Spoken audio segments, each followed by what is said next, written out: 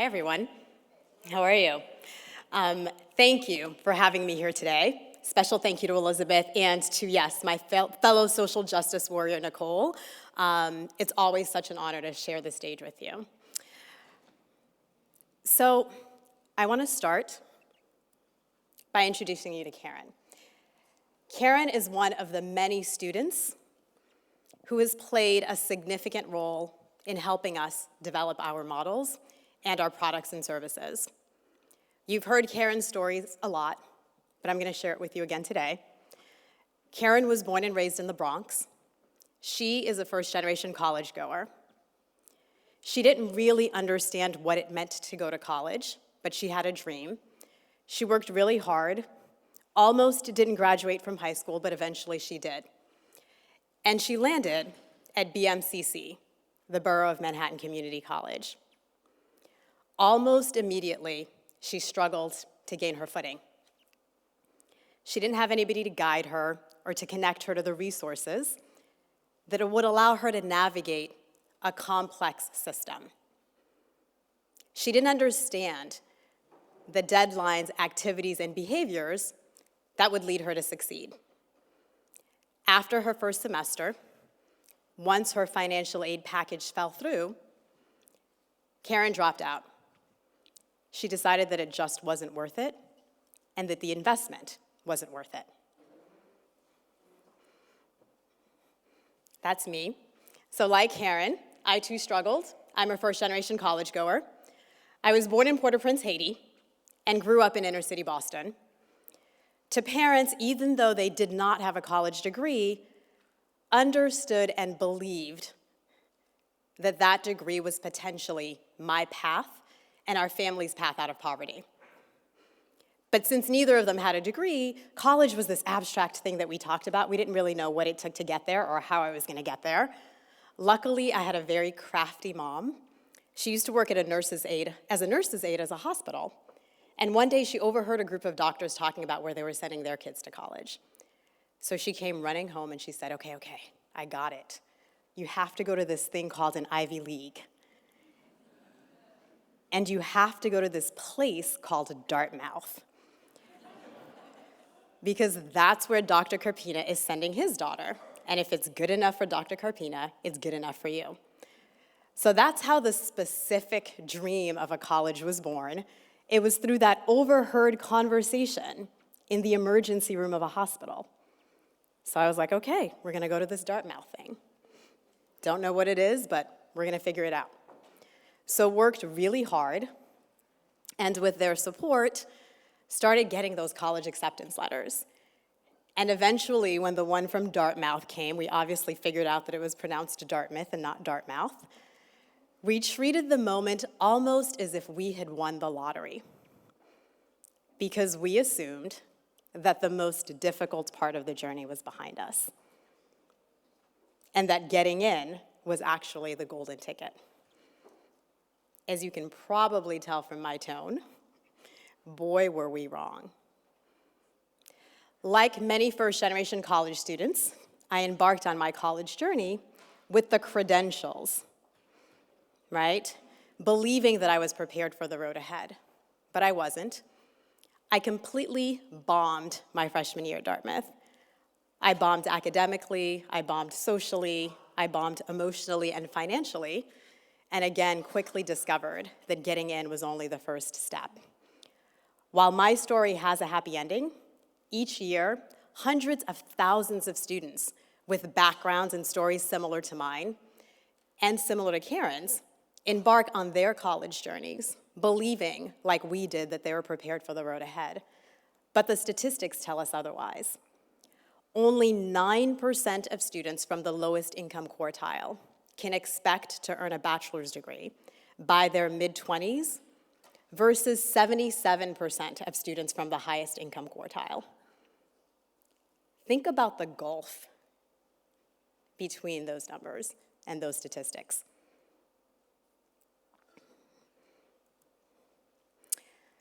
Knowing firsthand how important guidance and support are to college success, I founded Beyond 12 in 2009 to significantly increase the number of students from low-income communities who earn a college degree. Working in partnership with high schools and colleges, our innovative alumni tracking platform and our college coaches together provide students with the academic, financial, and social support they need to succeed in higher education. We are currently tracking the progress of about 40,000 students, and since our founding, we've coached 7,000 students. And our current model works. So through our coaching, 82% of students, for instance, who were coached by a Beyond 12 coach in 2011 persisted to their third year of college. And this is 59%, the number that's available for first-generation students, but we know that that number is significantly lower when you marry first-generation students with low-income students. But while our model works, we know that in order to achieve our vision of addressing the college completion challenge at scale, we decided to translate the most impactful piece of the human coaching service into a highly scalable digital tool that we call My Coach.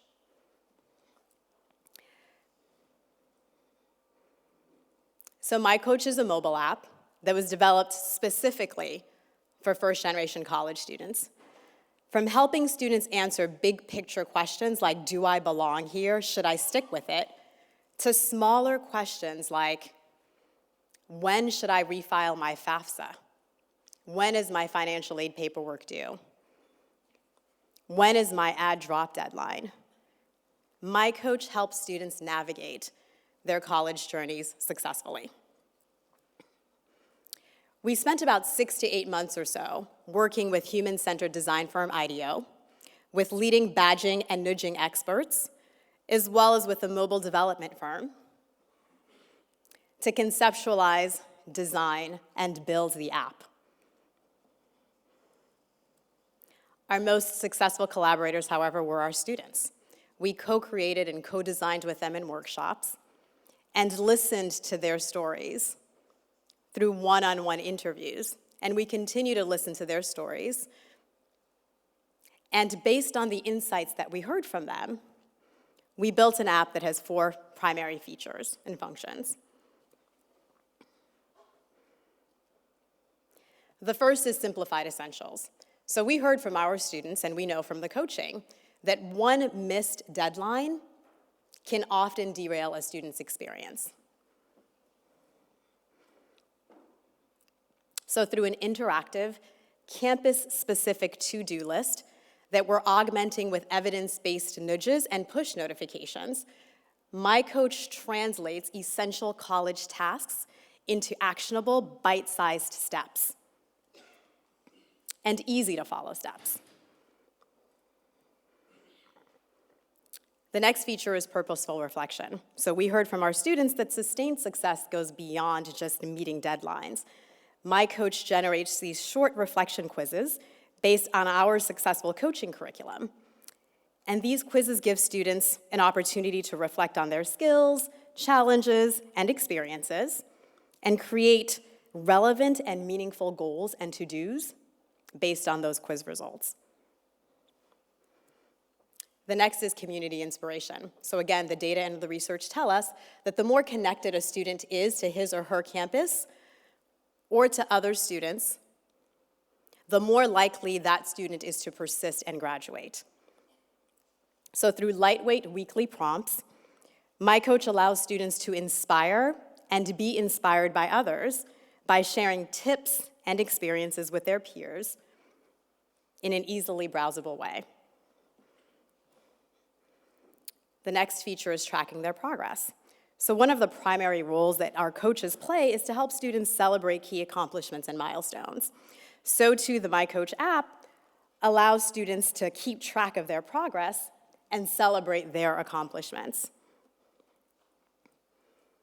And then lastly, the app allows students to connect to humans, so experts and coaches who provide them with real-time guidance through email, text messaging.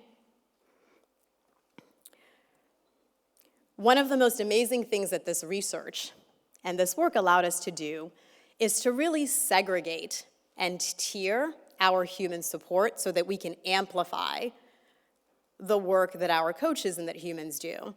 So through this work and this integrated approach, we're now able to offer students 3 levels and 3 tiers of support. The first level is the navigational support.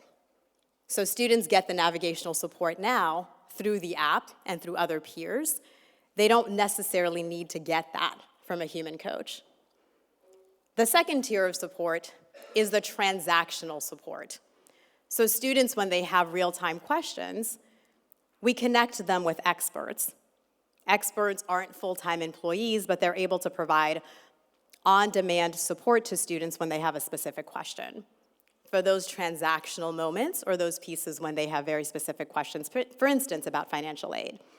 And then the third level of support is really what we know humans are uniquely able to provide. It's the inspirational. Help me understand.